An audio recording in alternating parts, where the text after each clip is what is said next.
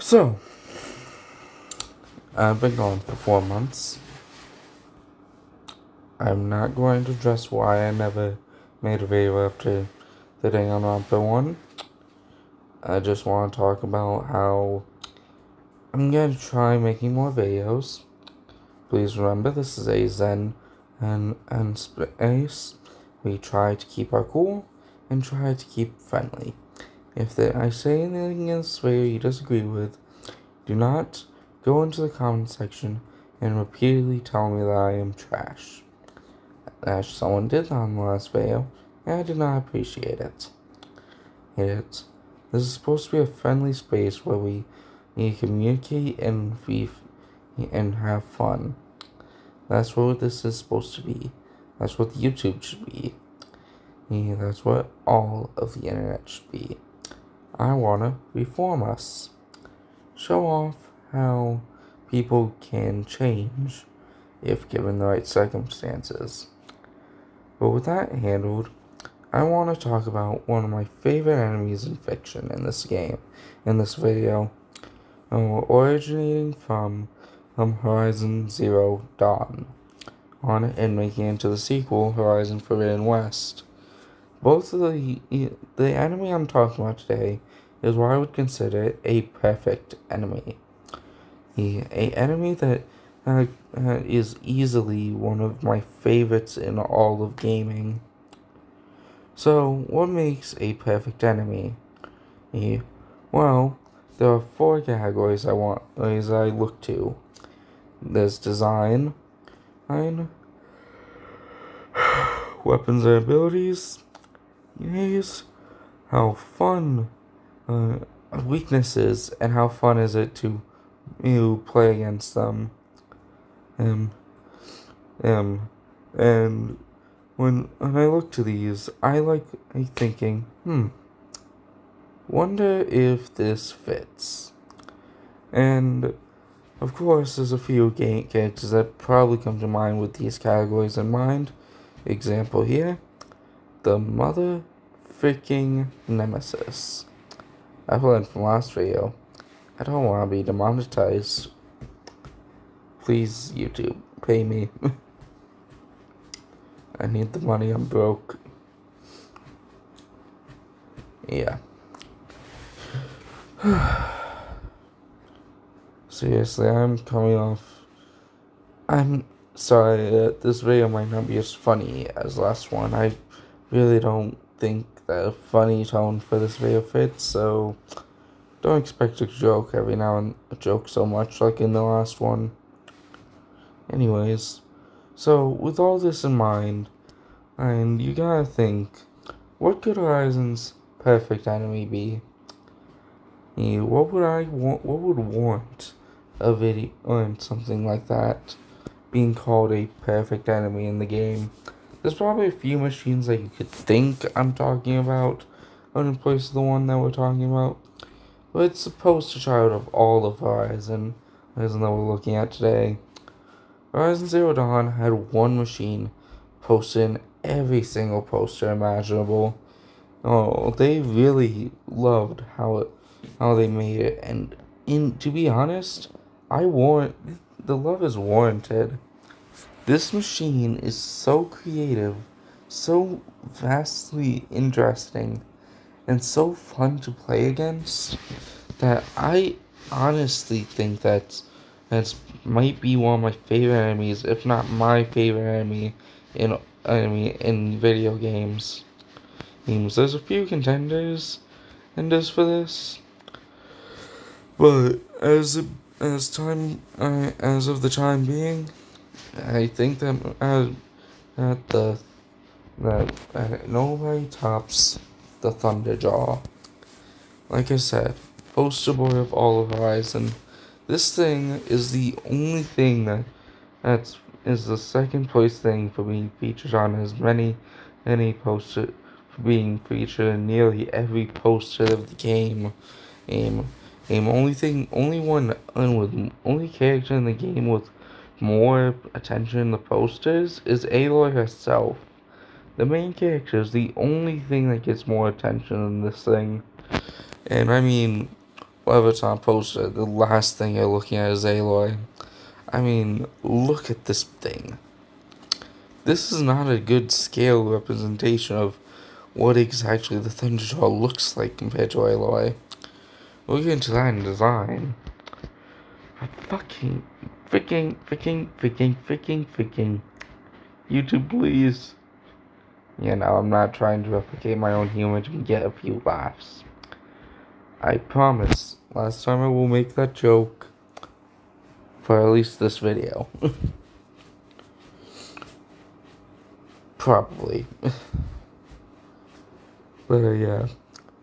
This goddamn thing is... I can get away with saying damn, right? I'll assume I can. This goddamn thing is one of the biggest fuckers... Screw it. Not like I'm making much off of this anyways. Or any. So, this is the biggest fucker in the game. And my god, does it ever show. Oh. In design. Like I said, giant as shit. And also, like I said, I'm not gonna repeat my joke constantly, so I'm just gonna go with I'm just gonna swear every now and then. It's how I talk. I don't like stopping myself from swearing. I'm like a fucking... I just like swearing. It's who I am. Anyways, this chunky boy is the biggest fucker in the game, second only to the tall neck, which you can see in the background. And my god, does it ever show. Oh, everything about this thing screams it will meta you if you are not careful. It's not so intimidating that you won't want to fight at some point, but it's not so present, so it doesn't look so unreal, so it doesn't look like an easy fight in any way. You can see some of its weapons already poking out, and some of the smaller weapons you might notice as you start the fight. But once you're in a fight with this thing, there's no backing out. Its weapons are one of the main things that solidifies this guy as one of my favorites. Everything on it can be knocked off the miniguns, disc launcher, the tail on the back, everything, besides two things, both of which are associated with the head.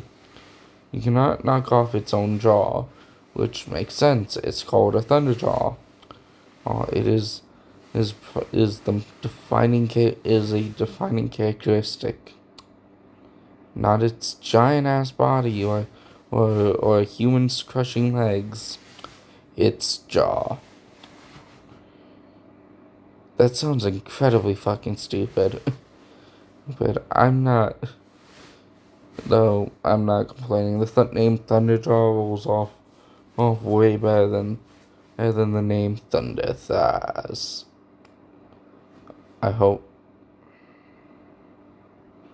my brother's happy that I actually made that joke. I literally just made it for the sake of getting a laugh out of him, because he makes that joke all the goddamn fucking time.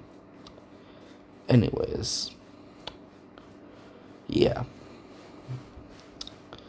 So, starting off, its only other weapon that I can't knock off is its laser attack, where it shoots out 5 lasers that are slower but basically one shot.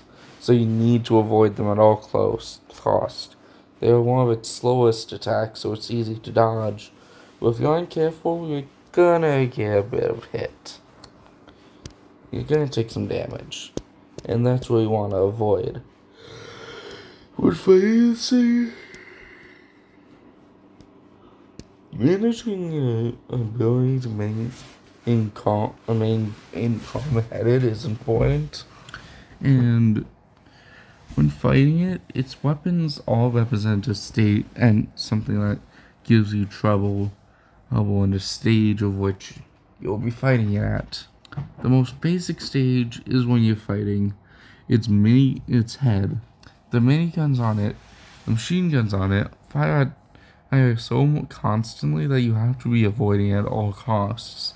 I was saying how much dodging is in this thing's fight, but you don't have a limit on how many times you can dodge. So you can just keep dodging until you win. But stuff like the jaw attack, like the bite attack, makes it to where you also have to be careful about keeping your distance. Because if you get out of its range, it will rush you and try to attack you with a melee. And if it misses with its jaw, it will likely swing its tail at you. There's so much going on all at once in this fight. It'll launch missiles at you. The disc launches the explosive discs. Everything about it just screams that that can murder you in 1,000 different ways, and nobody will remember you if it met you when it does. It is hard to believe that anyone could take this down, but just because it's hard to believe doesn't mean that it's impossible to believe. Its weaknesses are what really stand out. Everything on its body is a weakness against itself. It has triple the life pool, so it makes sense. And the triple life pool thing really is balanced out with how many weak spots it's at. One, you can knock off the panels on its side to expose its heart, as my father calls it, which is more akin to a core, as you can see here. And it is its most vulnerable spot, taking the most damage out of its damage. You can knock off the disc, as we mentioned, disc launchers, and use them as your own weapon. I've been taking out giant chunks of health from it. It just with a few shots you got from it. And of course, we can't forget the Thunderjaw's missile launcher, which is located on its back. This is over there. Yeah, or its tail. You can knock both those off to remove some of its biggest weaponry. Everything about it, there's so many weak spots on it that balances itself out.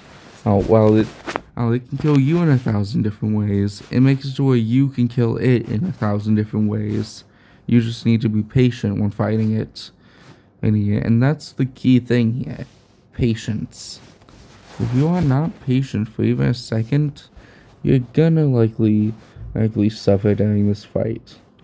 You need to keep your head in the game and fight it with the best of your abilities.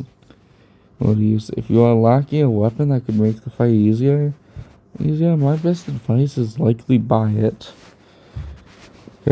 But if you don't, then you're gonna want to fight it with after gathering up as much health healing items as possible. Because you are not going to make it out of this fight without taking a hit. But what makes it bounces it out is that it only has an insta-kill attack, as far as I can tell. Maybe the jaws are insta-kill, but I've never really been hit by them. The tails hit me a few times, but it really only kills you if you're below half health. Half your health. Otherwise, you should be just fine. All of its attacks accumulate to combine with its weaknesses, and to blend together to make a really satisfying enemy to fight. Which leads me into the next category of it. I skipped one. Shit. How fun is it to fight them? Really fun. So, like I said, this fight's a lot of dodging, but the dodging mechanic is so satisfying when you do it successfully.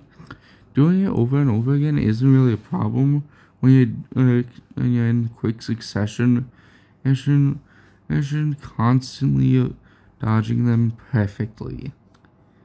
It is such a satisfying feeling, and it is always really fun to do.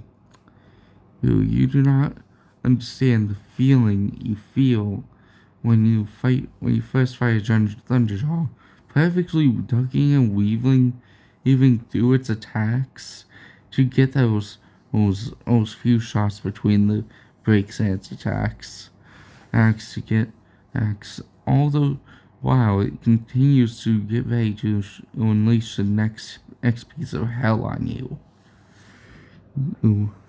The Thunderjaw is one of the coolest AI in this game.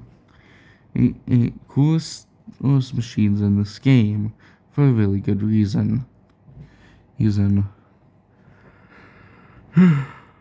When it comes around, it really comes around, 'cause everything about it just screams perfection. I'm trying to draw this video out to 20 minutes long. Is it working? Yeah.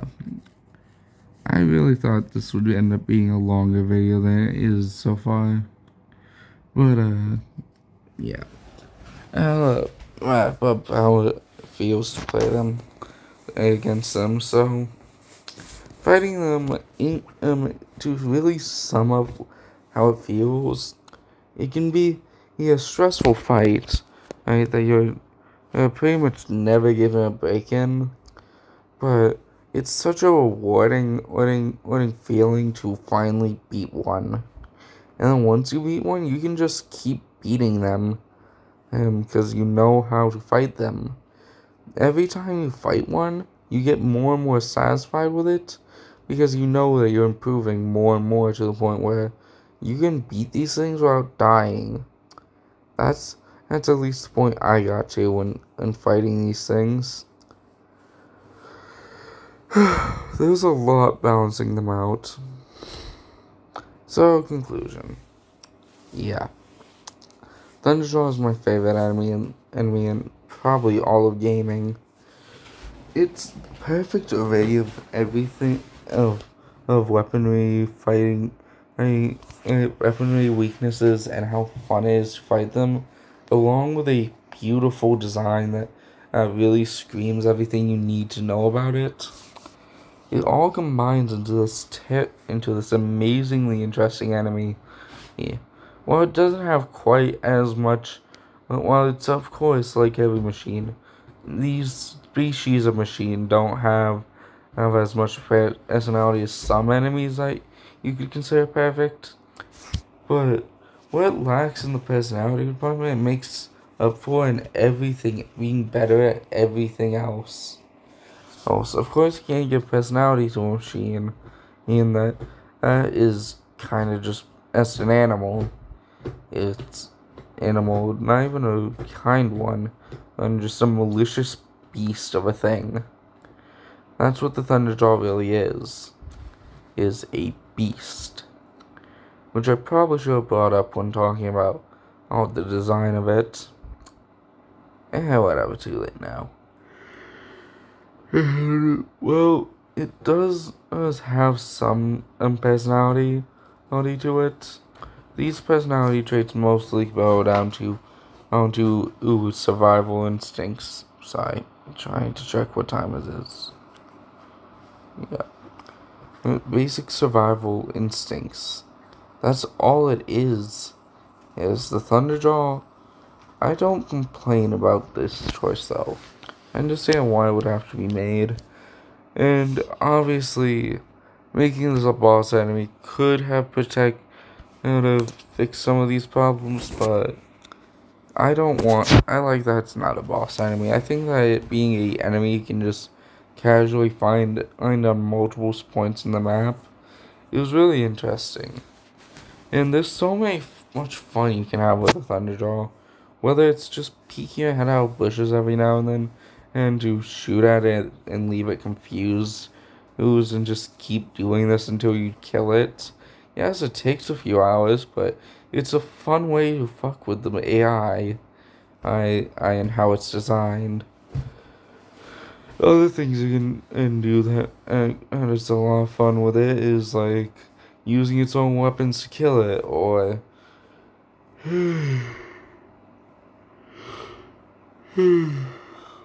fucking freeze, or fucking freezing it, or using some of its weaknesses on it. There's an infinite amount of possibilities you can do with this thing, and to have fun with it and mess with it.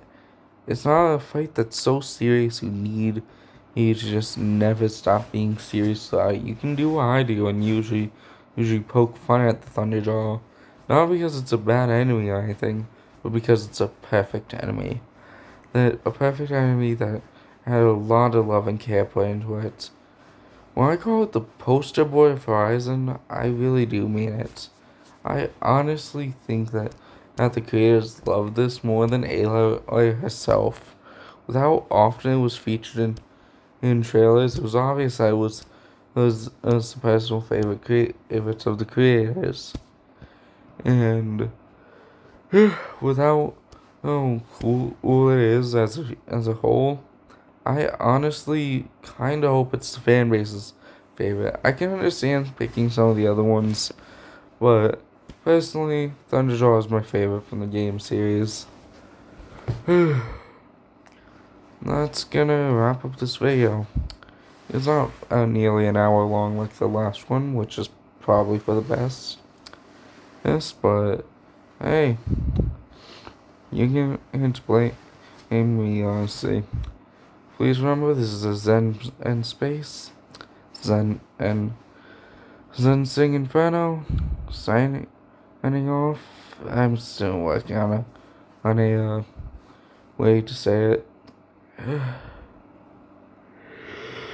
Shutting off the camera. Leaving. I really don't know what to say here, guys. Give me some recommendations on what I should do for my outro, I guess. That's gonna be all for me. Have fun. And say goodbye to the Thunderjaw. Okay. Bye bye.